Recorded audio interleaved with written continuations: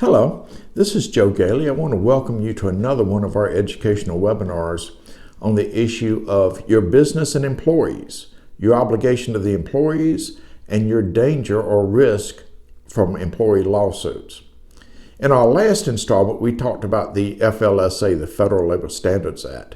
Today, we're going to continue on with that and talk about the damages that you might have under the FLSA.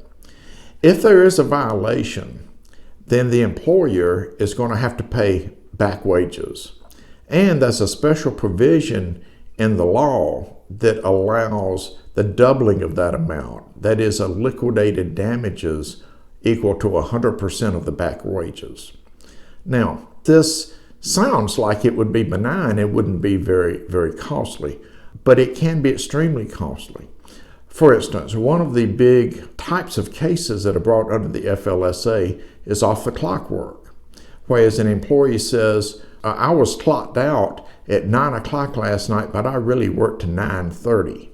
Well, that is what's known as off-the-clock work, and they can bring a lawsuit under the FLSA, and your damages would be whatever time they should have been paid and doubled, as well as attorney fees.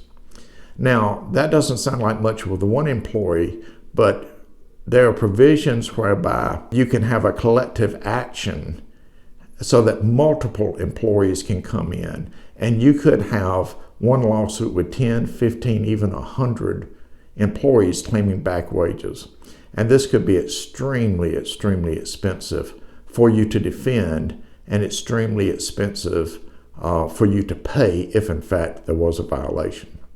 Now, one of the things that you can do to prevent this is to be proactive, particularly on off-the-clock work. You need to make sure that you, first of all, tell your managers not to do that, preferably in writing.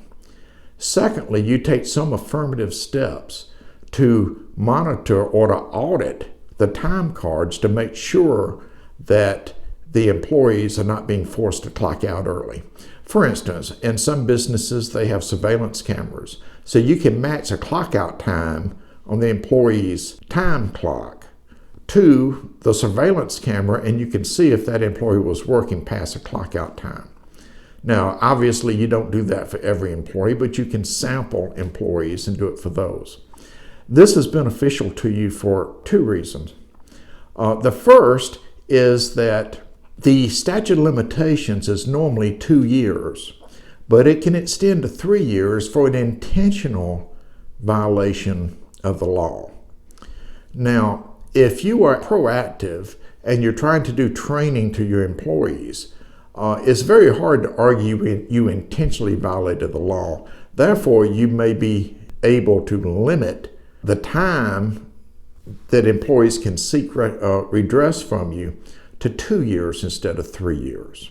Finally, it's always an advantage to the employer, particularly when the government is involved, to show that you're proactive, because that can sometimes get the government, particularly the Department of Labor, who controls these types of investigations. If the Department of Labor feels that the employer has been trying to comply with the law and just for whatever reason has violations, there are certain things they can do to make your life much easier.